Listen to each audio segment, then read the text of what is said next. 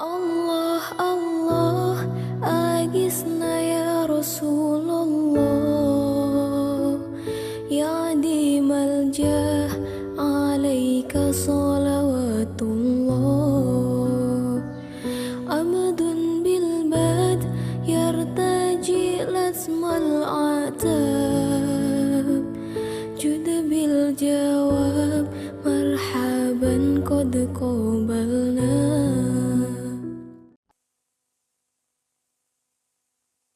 Assalamualaikum warahmatullahi wabarakatuh.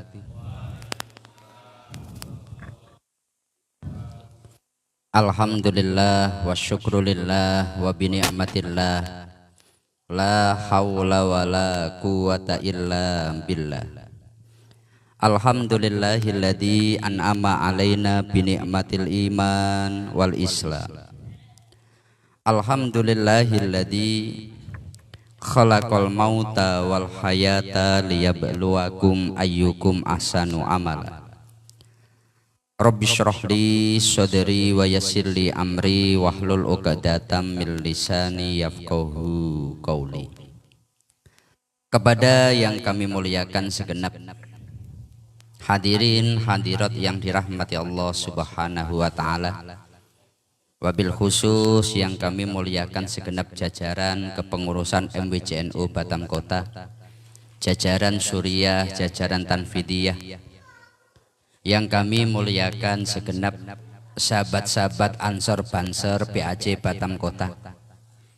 Tidak lupa yang kami muliakan segenap para alim, para ulama yang malam hari ini hadir di tengah-tengah kita bersama. Ustadz Hanif, beliau guru kita bersama. Jadi NU itu besar ya, NU itu besar. Banyak orang alim di dalamnya. Dan kalau orang yang di NU disebut alim, itu memang betul-betul alim. Artinya tidak ustadz yang dia karbitan atau hanya sekedar bisa ngomong, enggak, tapi dia memang betul-betul dari pesantren.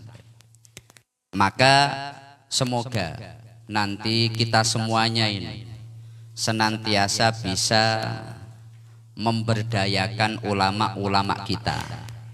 Semoga kita ini bisa mendekat kepada ulama-ulama kita sendiri. Amin ya robbal alamin. Karena bagaimanapun NU itu seksi katanya. Apalagi menjelang Pilpres ini. Masya Allah, niatnya baik kudu kenceng. Meleset sidik enggak langsung, kalau enggak nomor 1, 2, 3 ini. Makanya niatnya ditoto karena ada satu kaidah al-istighol bi ghairil maksud fa huwa i'rad anil maksud. Kalau kita hadir di sini niatnya ngaji itu harus dijaga. Sekali kita niatnya salah, maka berarti tujuan kita juga sudah salah. Mari kita mulai majelis kita dengan bersama-sama membaca surat Al-Fatihah. Semoga Allah senantiasa memberikan kita semuanya hidayah, maunah, inayah. Semoga Allah senantiasa memudahkan kita semuanya di dalam beribadah. Semoga Allah senantiasa memberikan kita semuanya rizki yang halal, rizki yang barokah. Semoga yang belum ketemu jodohnya segera dipertemukan jodohnya.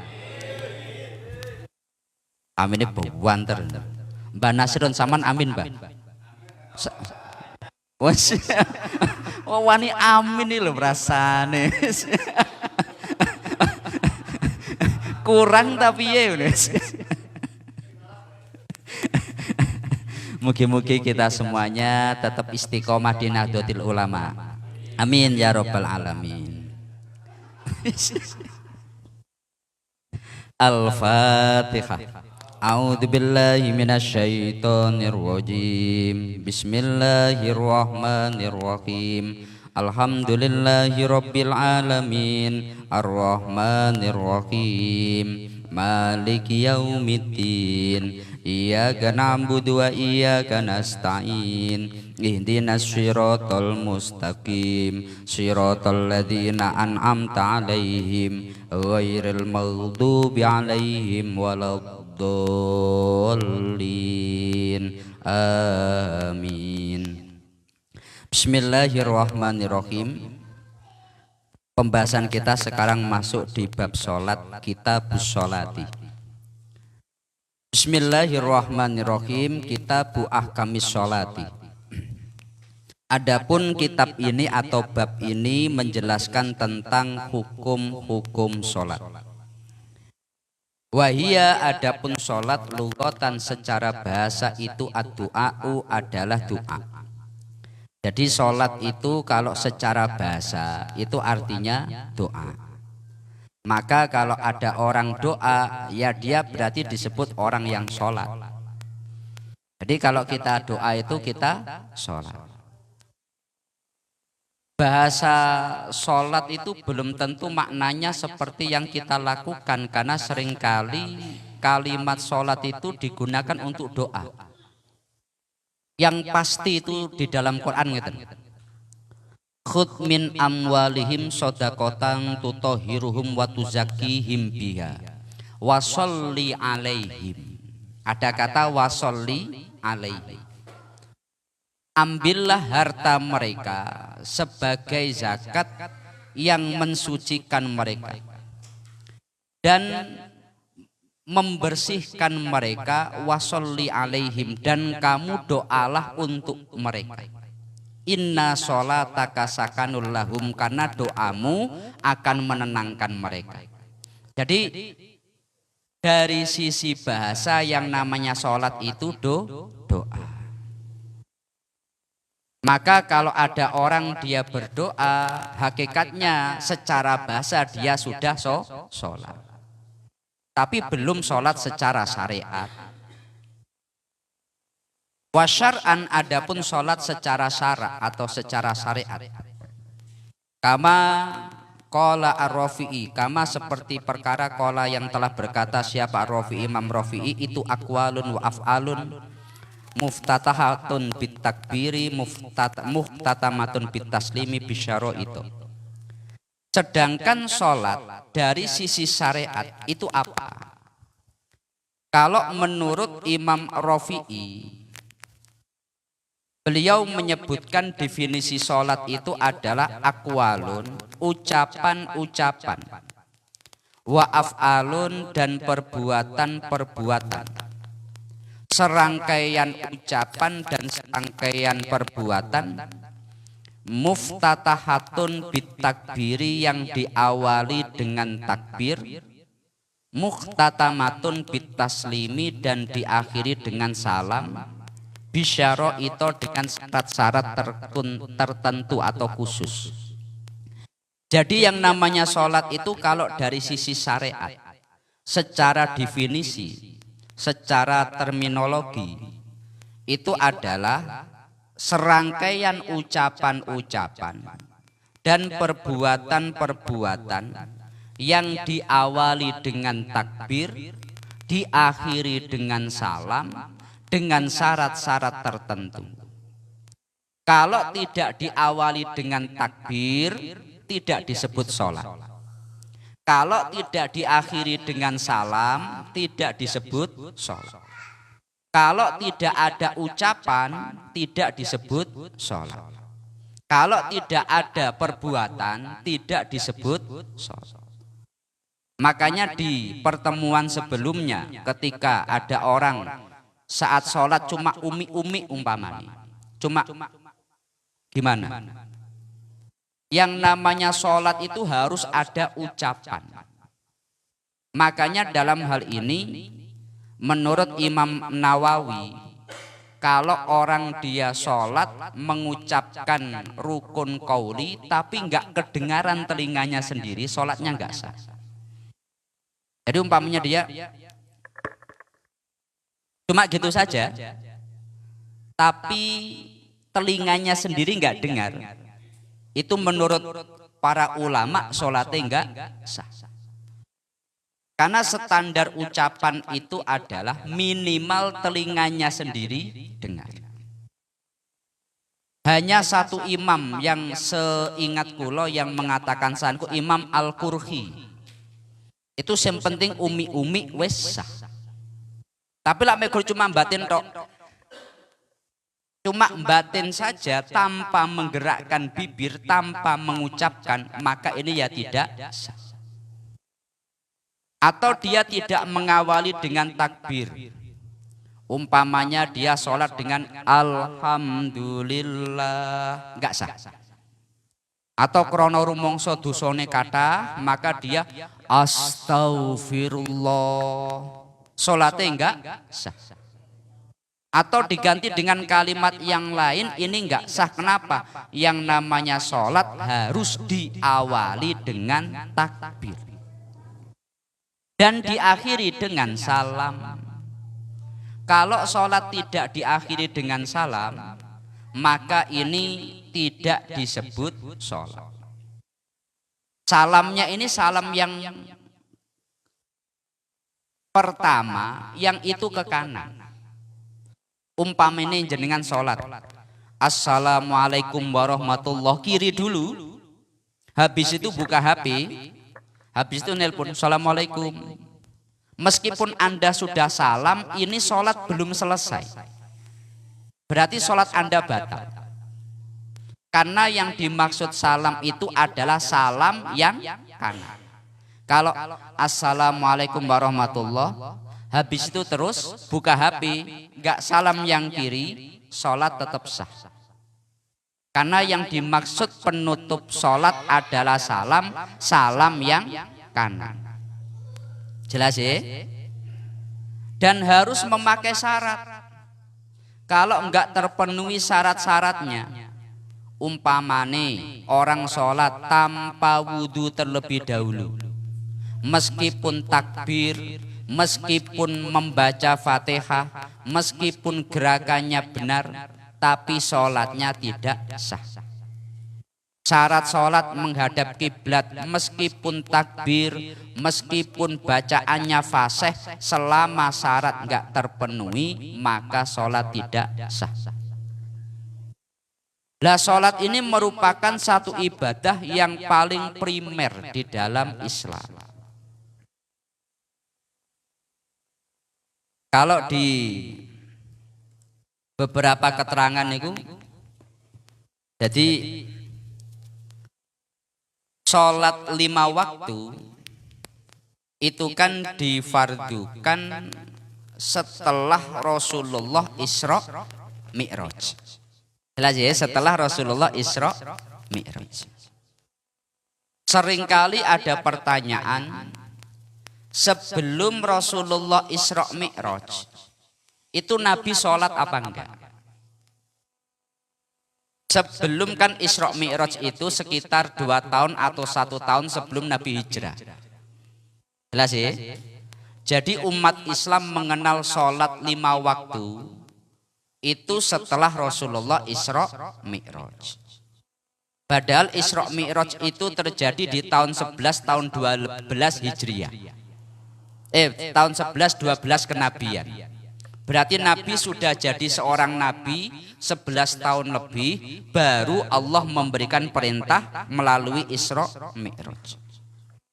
Pertanyaannya, sebelum Isra Mi'raj umat Islam itu sudah sholat apa belum?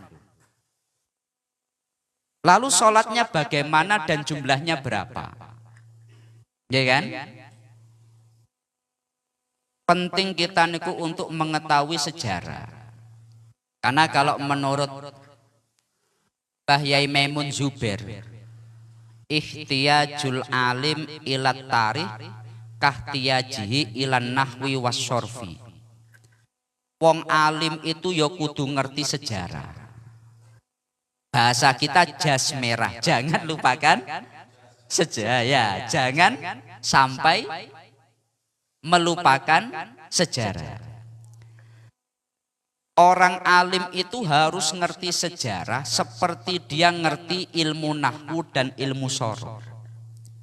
Melalui ilmu nahwu dia tahu cara baca a, i, u. Wong kalau nggak ngerti ilmu nahwu kabeh diwaca wakof. Umpamanya membaca kitab itu, ai hadza kitab dal alal ahkam as-sholati. Kadang kula nggih kudu guyu lagi kok kabeh diwaca wakaf. Dengan kita memahami nahwu, kita tahu ini baca rofa, nasab, jar atau jazm. Dengan kita itu faham sorof, sing kita mungkin pernah belajar fa'ala yaf'ulu fa'lan wa maf'alan fa huwa fa'ilun wa dzaka maf'ulun, nyambung ini. Sementing ora kaya Tengku Zulkarnain biyen napa niku kafaro yakfuru kafir. Lah niku wis ya Allah niku ngetok-ngetoki dulu tasrifane ora dol niku.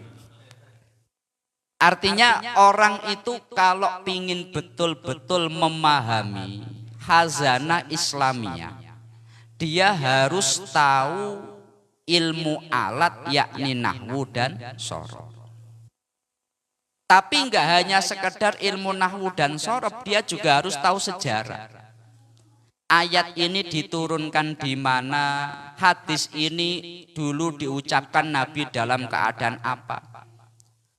Karena kalau orang tidak memahami ini, bisa jadi dia lepas daripada kontekstual ayat atau hukum. Satu contoh sekarang, sampeyan membaca ayat Quran, faktuluhum haitsu tsaqiftumuhum.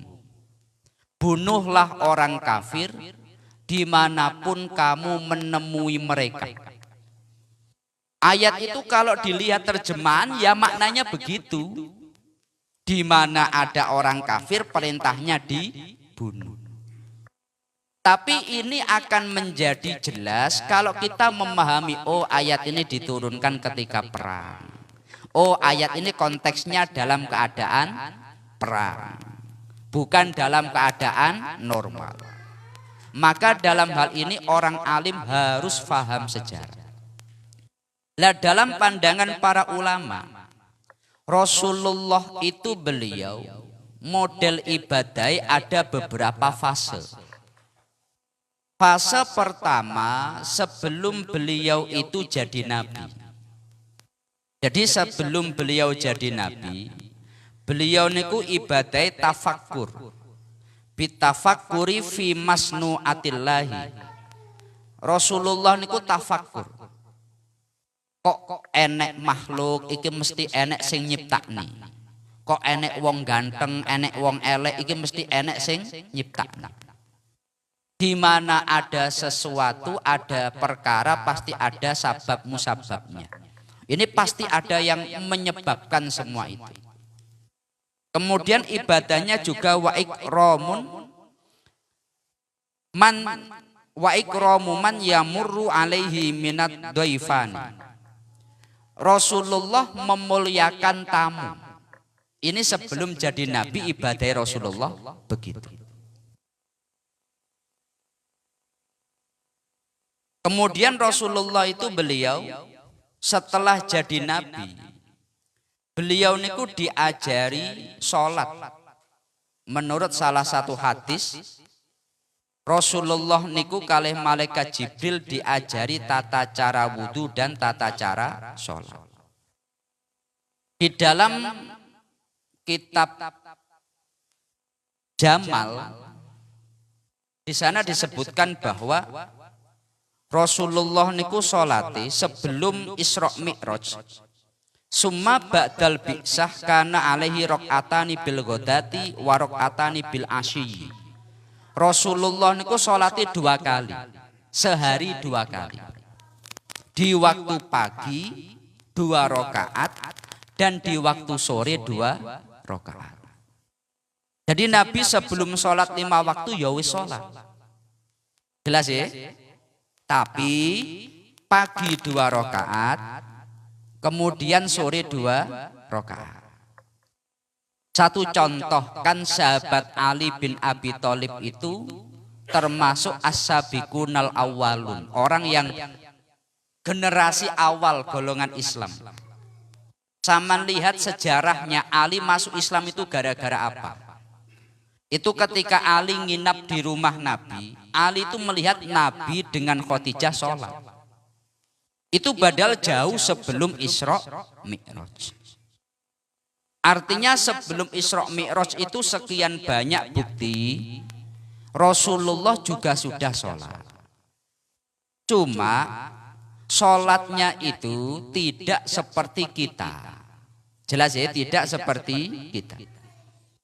Dalam beberapa referensi, satu contoh di dalam kitab Hasyiah Jamal, di sana disebutkan Rasulullah niku sholate sehari 2 kali.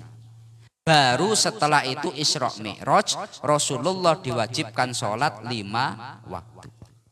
Tapi proses 5 waktu niku sampean ya kudu ngerti. Di dalam kitab Al-Bajuri niku disebutkan, fakana fi waktu subhi asro sholawatin. Jadi dulu niku ngeten kan, dalam Isra Mi'raj sing paling sering disampaikan oleh para ustadz, para mubaligh, Nabi diwajibkan sholat 50 kali. Bentuk 50 kali niku pripun? Real 50 kali sehari semalam itu pripun? Jadi Isya 10 kali, Maghrib 10 kali, Subuh 10 kali. Saman purun sholat subuh diwajibnya 10 kali sholat. Pak Ali kira-kira pripun Pak Ali? Wes mending turu lah ya. Subuh 10 kali, duhur 10 kali, asar 10 kali. Lah Rasulullah niku kemudian minta dispensasi, munggah ke Allah untuk minta dikurangi subuh siji, isya siji, maghrib siji, asar siji, duhur siji. Akhirnya jadi songo. Kemudian minta dikurangi lagi, kurangi 1 lagi, subuh kurangi siji, isya kurangi siji. Yang tadinya 50 kali, karena jadi 50 kali terbagi subuh 10, isya 10, maghrib 10, asar 10, duhur 10. Jadi biar kita ngerti nih, waktunya ya di 5 waktu ini. Ini kalau menurut kitab Al-Bajuri. Lah terus kemudian ini dikurangi. Duhur tadinya 10 cuma 1 kali aja. Tapi 4 rakaat. Asar yang tadinya 10 1 kali aja. Tapi 4 rakaat. Maghrib yang tadinya 10 kali, ini dikurangi 9. Jadi 1 kali saja. Enak napa mboten? Kalau melihat itu, Masya Allah, tadinya sholat 50 kali, kira-kira kita wis kena encok kabeh lah kira-kira. Kemudian kita lanjutkan. As-sholatu adapun sholat, al-mafrudatu yang difardukan, wa fi ba'di nusahi dan di dalam sebagian redaksi kitab matan yang lain, as-sholawatu al-mafrudatu. Kata sholawat di sana memakai sigot jamak. As-sholawatu adapun sholat-sholat, al-mafrudatu yang difardukan itu khamsun 5. Yajibu wajib apa kulun semua minha dari sholat bi awalil waktu pada awal waktu, wujuban dengan awal waktu, wujuban dengan wajib, muasaan yang diperlonggar, ila ayyabqa sampai ada waktu yang memuat, sampai ada yang tersisa minal waktu dari waktu, apa ma perkara yasauha yang memuat apa ma terhadap sholat. Fayadiku maka menjadi sempit apa waktu hina idin ketika ila ayyabqa minal waktu. Jadi sholat 5 waktu itu wajib, dan wajibnya itu dengan awal waktu itu sudah mulai wajib. Tapi wajibnya itu muasaan. Ini diingat nih, karena sekarang itu banyak orang yang nganggep sholat itu wajib di awal waktu. Di dalam kitab Fathul Qorib disebutkan sholat itu wajib. Wajibnya mulai di awal waktu dengan kewajiban yang bersifat muasa. Arti muasa niku ngeten, wajib tapi longgar. Saya ulangi, wajib tapi longgar. Sampai waktu yang memuat untuk dilakukan sholat, maka ya sholatnya masih menjalankan kewajiban. Contohnya ngeten. Salat duhur jam 12 lebih 15. Salat asar jam 3 lebih 30. Waktu salat duhur itu berarti mulai jam 12 lebih 15 sampai jam 3 lebih 30. Ada berapa jam niku Pak Ali berarti? 3 jam lebih nggih. 3 jam seperempat lah. Salate sampean kira-kira berapa menit? 5 menit tenane. Wah. Wis kadung pengalaman 2 menit wis cepet wis.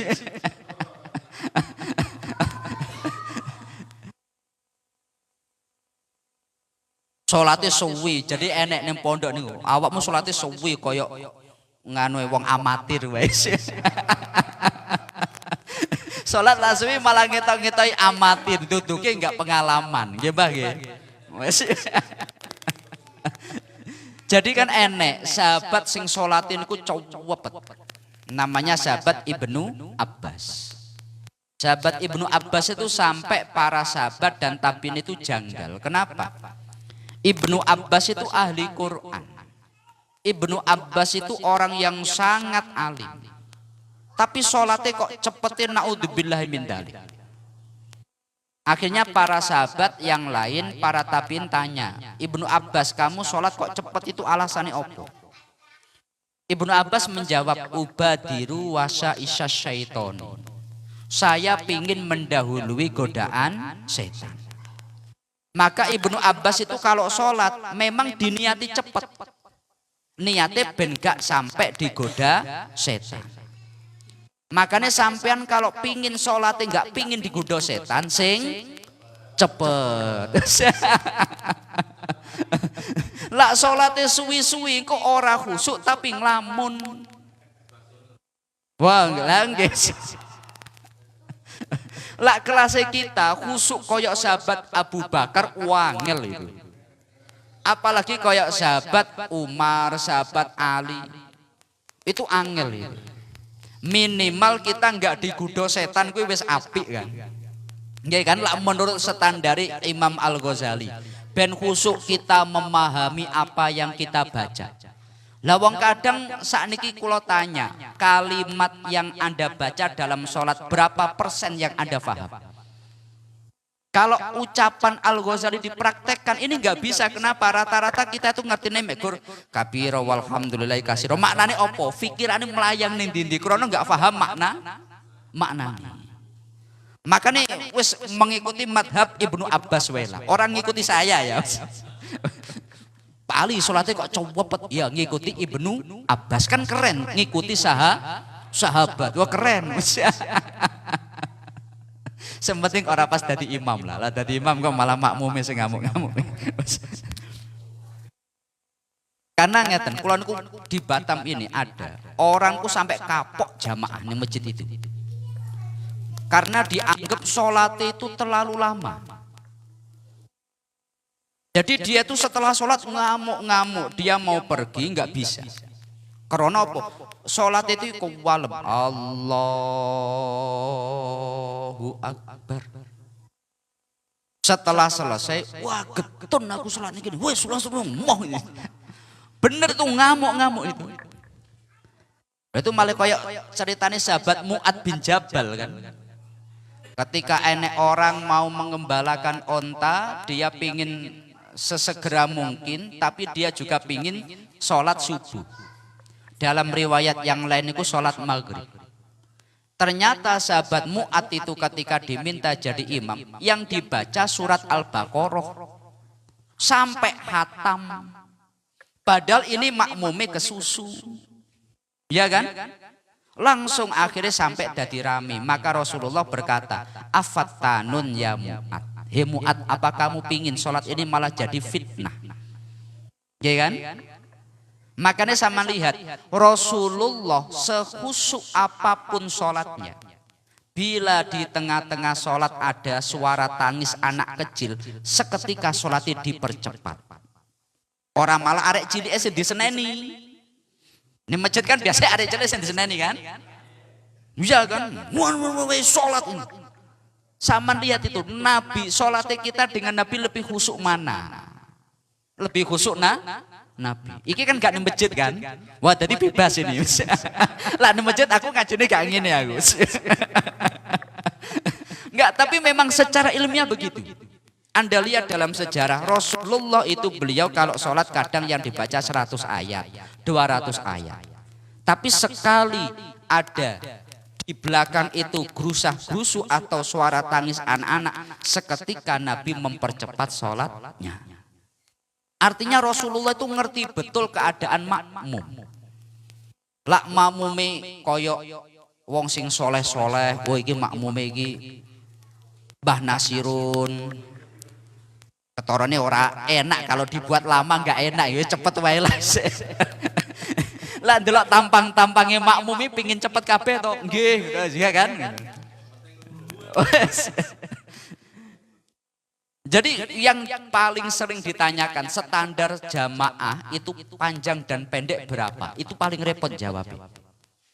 Karena dalam hadis Nabi itu kalau sholat yang dibaca ini, yang dibaca ini, yang dibaca ini. Satu contoh, Rasulullah ketika sholat yang dibaca surat Al-A'la, ya kan? Surat Al-Fajr. Makmum kita itu wis ngarani kelamaan, kesuwen. Biasanya kulhu kok dibaca Sabbihis marobikal a'la. Padahal menurut para sahabat itu wis cepet itu. Makanya dalam hal ini kalau masalah sholat itu ada sahabat Ibnu Abbas yang sholatnya cepet, minimal sampean kalau sholatnya cepet itu enggak krono nafsu tapi ngikuti sahabat. Kan keren kan? Nah, yes, alhamdulillah lah. Kalau barang yo kadang ngono. Loh tapi memang ngoten sahabat Ibnu Abbas ini sholatnya cepet nih. Selanjutnya sholat ini wajib tapi muasa. Maksud muasa itu ngeten. Sholat ini wajib tapi longgar. Ada tenggang waktu. Jadi contohnya kayak sampean utang kepada orang. Bayarnya kapan? Ya wis bayarnya antara tanggal 5 sampai tanggal 10. Itu di tanggal 5 sampai tanggal 10 wajib bayar. Tapi enggak harus di tanggal 5 karena boleh di tanggal 6. Enggak harus di tanggal 6 karena boleh di tanggal 7. Enggak harus di tanggal 7, boleh di tanggal 8, 9, tanggal 10 wajib. Sama seperti sholat dilakukan duhur. Mulai matahari mulai bergeser ke barat sampai nanti bayang-bayang sesuatu menyamainya. Lah ini waktu yang longgar. Kita boleh meletakkan waktu di waktu yang panjang ini. Makanya namanya wajib muasa. Jelas ya? Lah wajib muasa ini sampai kapan? Ila ayyabqa minal waqti ma yasauha, sampai memungkinkan waktu yang memuat sholat. Waktu duhur mau habis tersisa 5 menit. Sampean belum sholat duhur. Sampean biasanya sholatnya 5 menit. Maka ini sudah nggak boleh diundur lagi. Wajib sholat. Saya ulangi. Sampean itu belum sholat. Waktu duhur masih tersisa setengah jam. Boleh enggak saya sholat tapi nanti dulu lah. Itu masih boleh itu. Dalam hukum enggak haram ya, meskipun makruh, tapi dalam konteks al makruh mimbabil jawas kan. Dalam konteks hukum haram ini masih belum dalam konteks apa itu harus segera sholat. Umpamane jam duhur jam 12 lebih 15 sampean jam 1 sengko dhisik lah. Umpamane ngopi seenak ini, nyangkruk seenak ini ning Lakopi engko dhisik lah, dhisik lagi bisnis ini. Lah terus ini bagaimana? Selama masih ada waktu yang melebihi kewajiban sholat itu belum mudhoyyak. Saya ulangi. Ini kalau menurut Fathul Qorib loh ya. Illa ayyabqa minal waqti ma yasauha, sampai waktu yang memuat sholat. Sampean sholatnya 5 menit belum sholat tersisa 5 menit, maka ini wajib. Zaman sholatnya kalau 5 menit tersisa 1 jam, ini berarti engkau disik lah, sik penting. Lah ini sik durung dosa. Jelas ya? Bahkan saat ini kalau takut, sholat kuwi afdole ning awal waktu apa ning akhir waktu?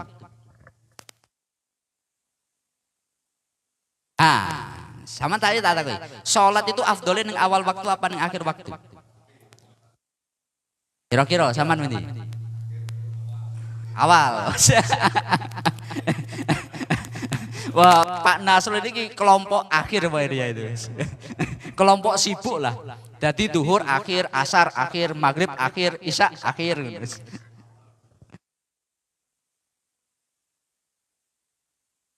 Jadi ada namanya Imam Abu Hanifah. Imam Abu Hanifah itu beliau mengatakan bahwa akhirul waktu afdol. Sholat di akhir waktu itu lebih afdol. Jelas ya? Gambarannya ini. Sampean sholat itu ini memakai pola pikir Hanafi. Sampean sholat di awal waktu dengan sholat di akhir waktu. Sholat yang Anda lakukan itu wajib. Diletakkan di awal waktu hukumi sunnah. Tapi kalau diletakkan di akhir waktu, melakukan perkara wajib di waktu wajib. Jelas ya? Saat ini pemening ini, saman sholat di awal waktu hukumi sunnah. Sholatnya wajib tapi melakukan di awal waktu sunnah. Tapi kemudian waktu sudah mau habis, Anda belum sholat, Anda wajib sholat apa enggak? Wajib. Kenapa? Karena waktu sudah mau habis. Berarti di awal waktu melakukan sunnah, di akhir waktu melakukan wajib. Lebih utama mana melakukan kesunahan dengan melakukan kewajiban?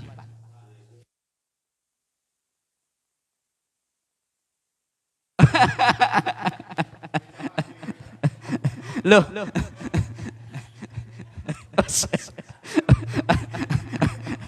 Ya ini masuk ning IPIM loh, Mbak Nasrul masuk ning IPIM rasanya. Ya coba sekarang. Tapi gini, sholat di awal waktu itu sunnah. Sholat di akhir waktu wajib. Lebih utama mana melakukan kesunahan dengan kewajiban? Mbah, sama saya tak takoi. Luwe utama mana perkara sunnah dengan perkara wajib? Wajib. Awal waktu sunnah, akhir waktu wajib. Lebih utama mana awal dengan akhir waktu?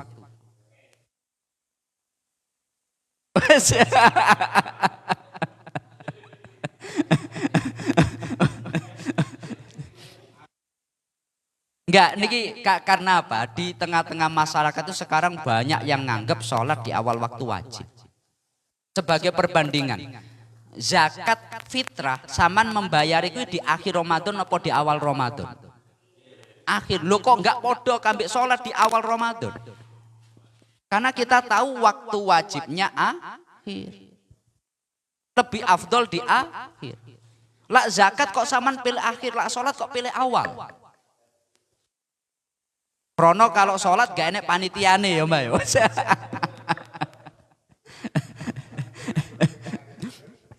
Makanya kita harus tahu ada sekian banyak perbedaan dalam masalah keutamaan sholat.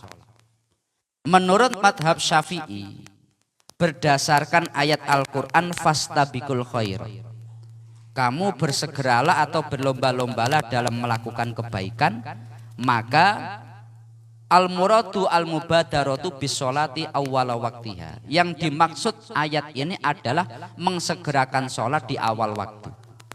Berdasarkan ayat ini, di madhab Syafi'i menyatakan bahwa sholat di awal waktu lebih utama daripada di akhir waktu. Tapi kalau berbicara masalah pandangan Imam Abu Hanifah, bukan madhab Hanafi ya, Imam Abu Hanifah, sholat di akhir waktu lebih utama daripada di awal waktu. Kalau menurut pandangan madhab Malik beda lagi. Pandangan madhab Malik itu dibagi-bagi. Yo ndelok-ndelok sholate. Lak solate solat isya umpamane. Sampean percaya enggak di waktu malam, waktu yang paling afdol itu waktu apa? Kan sepertiga malam yang akhir kan? Saya ulangi, kita semua ngerti di waktu malam yang paling afdol itu kapan? Sepertiga malam yang akhir. Rasulullah kalau sholat jamaah isya itu para sahabat menunggu Nabi sampai banyak yang ketiduran. Yang dalam konteks fikih dalam masalah toharoh menjadi dasar wong turu selama menetapkan pantat maka wudune enggak batal. Kenapa? Para sahabat itu yanamuna thumma yusalluna wala yatawadduuna. Para sahabat menunggu jamaah dengan Nabi, mereka itu sampai ketiduran, Nabi datang langsung sholat tanpa wudhu. Kenapa? Tidur dalam keadaan duduk. Nabi kalau sholat isya biasanya malam-malam. Lah sekarang kita itu sholat isya malah awal waktu. Itu berbeda dengan Nabi apa enggak? Aku kok provokatif gini gitu. Enggak, saya cuma pengen berdiskusi mawon lah ya. Pengen berdiskusi. Artinya begini. Ini kalau pengen kita itu betul-betul ilmiah. Enggak hanya sekedar mainstreaming ini maka ngaji ini enggak.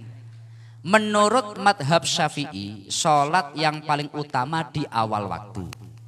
Menurut Imam Abu Hanifah, sholat yang afdol di akhir waktu.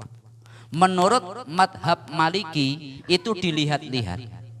Kalau sholat isya, kalau sholat duhur, ini rodok akhir. Kalau sholat asar, sholat maghrib itu di awal. Jelas ya? Loh kenapa kok terjadi perbedaan begini? Karena kewajiban sholat itu sifatnya muasa, wajib tapi longgar. Gambarannya kayak niku. Gusti Allah mewajibkan sampeyan, awakmu kudu bayar utang antarane tanggal 5 sampai tanggal 10. Sampeyan kalau membayar hutang di tanggal 5 berarti membayar di awal waktu. Sampeyan kalau membayar hutang di tanggal 10 berarti di akhir waktu. Boleh tanggal 5, boleh tanggal 6, boleh tanggal 7, boleh tanggal 8, 9, 10. Jelas ya? Lah ini masalah tentang waktu sholat itu sifatnya muasa. Tapi iki yo aja diamal nih, kok sholatnya malah akhir kabeh, yo enggak. Iya kan? Kenapa? Karena ada hadis niku ngeten. Ben kita ngerti lah, ben kita tambah senang di madhab Syafi'i. Sahabat Abu Bakar niku sholatnya pasti di awal waktu. Rasulullah beliau niku bersabda, awwalul waqti ridwanullahi wa wasatul waqti rahmatullahi wa akhirul waqti afwullahi. Awal waktu itu ridhone pangeran. Tengah-tengah waktu niku rahmati pangeran. Akhir waktu niku ampunane pangeran. Jelas? Lak ning akhir waktu asline salah. Tapi diampuni. Berarti tapi asline salah. Jelas ya? Maka Abu Bakar ku beliau sabdane, ahabbu ridwanullahi ahabbu ilaina min afwi. Aku luwih seneng ridhone pangeran daripada pengapurane pangeran. Sampean sholat di awal waktu kenapa? Karena pingin mencari ridho Allah. Sholat di akhir waktu itu ya dapat ampunan, tapi aslinya salah, tapi diampuni. Jelas ya? Lah, pendapat Abu Bakar ini juga menjadi penguat daripada madhab Syafi'i. Dan sebagai puncak daripada pandangan madhab Syafi'i niku, Rasulullah beliau bersabda, khairul a'mal sholati fi awwali waktiha. Paling bagus-bagusnya melakukan sholat itu di awal waktu. Tapi awal waktu niku mboten wajib. Jelas ya? Saya ulangi, awal waktu itu mboten wajib. Wajibnya sholat, tapi di awal waktu hukumi sunnah. Jelas? Jelas. Nah, ini mungkin pembahasan kita pada malam hari ini. Monggo mungkin sebelum kami lanjut ada yang ingin ditanyakan, kami persilahkan. Karena ini kan sengaja kulo rodok provokatif karena nek banyak orang alim nih. Nanti yang jawab biar beliau lah. Guys, Ustaz Hanif. Enggak mungkin ada yang tanya. Atau enggak ada yang tanya? Oke, monggo Mas Budi.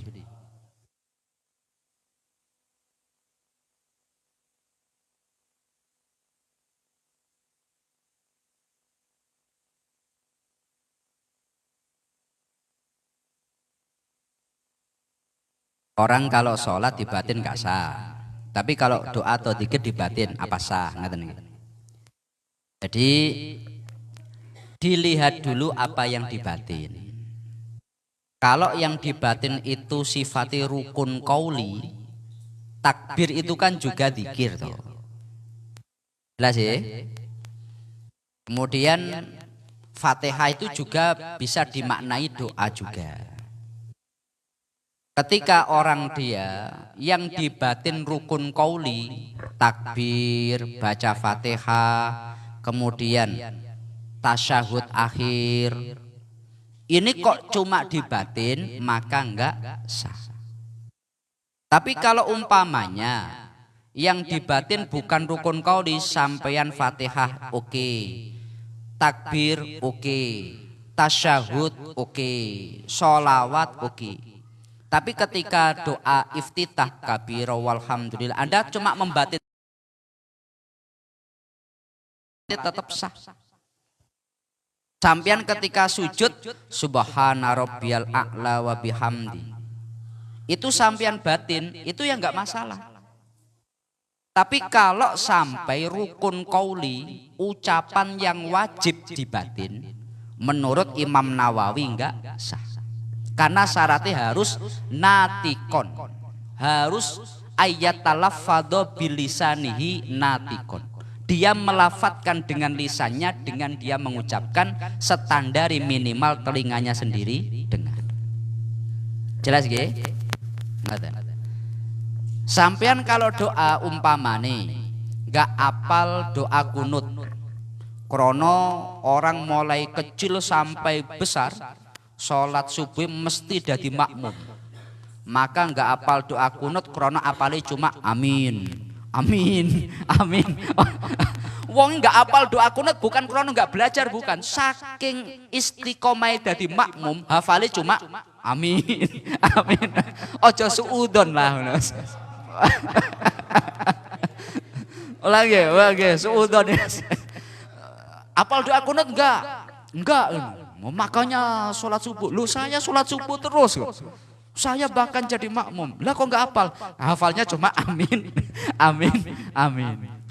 Lah kalau dia umpamanya nggak hafal doa, dia cukup membatin, itu nggak apa-apa. Kenapa? Karena dalam sholat itu ada yang rukun, ada yang sunnah. Nanti yang sunnah nanti dibagi lagi. Sunnah yang sifatnya abad, ada yang sifatnya hayat. Kalau yang sampeyan katakanlah cuma tasbih subhana rabbiyal a'la, subhana rabbiyal azimi, ini kalau Anda enggak moco, itu enggak sampai perlu diganti dengan sujud sahwi. Tapi kalau panjenengan enggak duduk tasyahud awal, enggak membaca tasyahud awal, sampeyan enggak doa kunut, lah ini baru umpamanya Anda enggak melakukan itu, bisa diganti dengan sujud sahwi. Kenapa? Itu sunnah yang sifatnya abad. Jadi dalam sholat itu enggak semuanya wajib, ada yang wajib, ada yang sunnah. Konteks yang tadi saya sebutkan harus dilafatkan itu dalam rukun qauli, ucapan sing wajib. Jelas ya? Mungkin ada lagi yang ditanyakan? Onjeh Yai, monggo. Waalaikumsalam warahmatullahi wabarakatuh.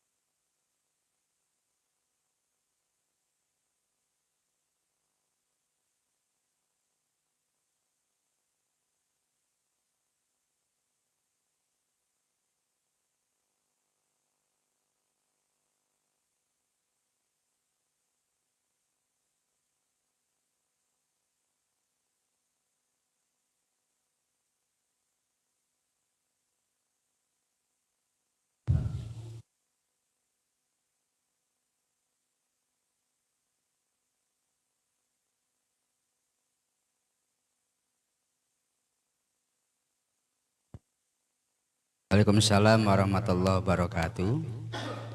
Jadi ketika kita sholat kan harus ada salam. Jelas ya? Salam itu sebagaimana tadi niku salam yang pertama. Lalu kalau orang salam, ukuran salami niku pripun? Ukuran salami adalah wa aqalluhu assalamu alaikum. Paling minim itu assalamu alaikum. Wa akmaluhu assalamu alaikum warahmatullah. Kalau pingin sempurna maka cukup assalamualaikum warahmatullah tanpa ditambahkan wabarakatuh.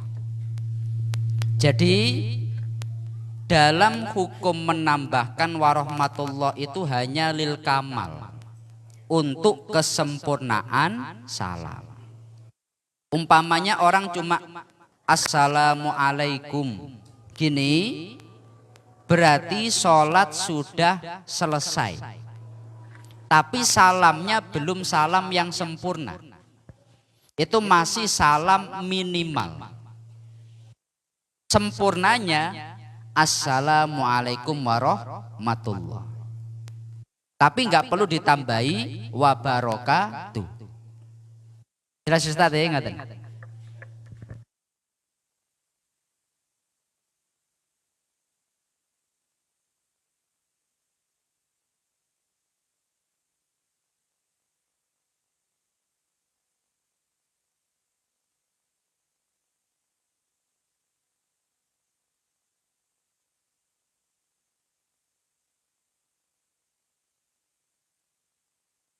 Wala yungdabu huna wa barakatu alal mu'tamad wa kada fi sholatil janazati alal mu'tamad.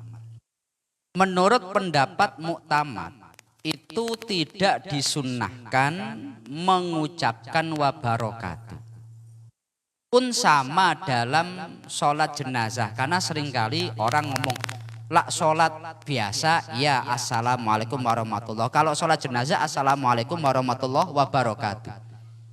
Di dalam kitab Al-Bajuri, sholat baik sholat biasa atau sholat jenazah standar minimal assalamualaikum, sempurnanya assalamualaikum warahmatullah. Tidak disunnahkan baik dalam sholat biasa atau sholat jenazah menambahkan wabarakatuh. Jelas ya? Ngata. Nggih cukup ngoten, Yai. Kalau salah tolong dilurusne, Yai.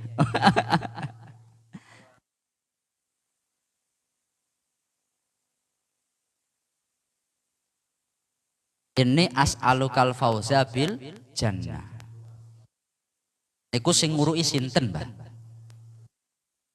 Ngarang-ngarang dhewe apa piye? Kalau orang ini nggak sampai nganu ya. Sebetulnya sholat sudah selesai. Jadi sampean bar ngoten nyanyi-nyanyilah juga masalah. Nggih kan?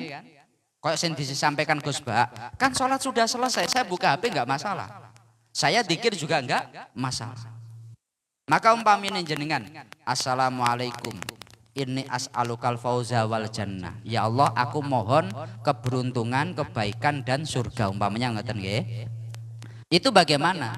Ya pada dasarnya itu tidak sampai sholatnya nggak sah, wong wis sholati wis mari. Tapi tidak disunnahkan menambah. Saya ulangi, tidak disunnahkan menambah. Cukup assalamualaikum atau assalamualaikum warahmatullah. Baru lak pun maru pun setelah selesai assalamualaikum warahmatullah, assalamualaikum warahmatullah, doa Allahumma inni as'alukal fauza wal jannah. Lah itu api. Tapi kalau assalamualaikum warahmatullah inni as'alukal fauza wal jannah, assalamualaikum warahmatullah inni as'alukal fauza wal jannah, itu enggak disunnah nih, ditambah-tambah. Jelas ya Pak ya? Ngaten.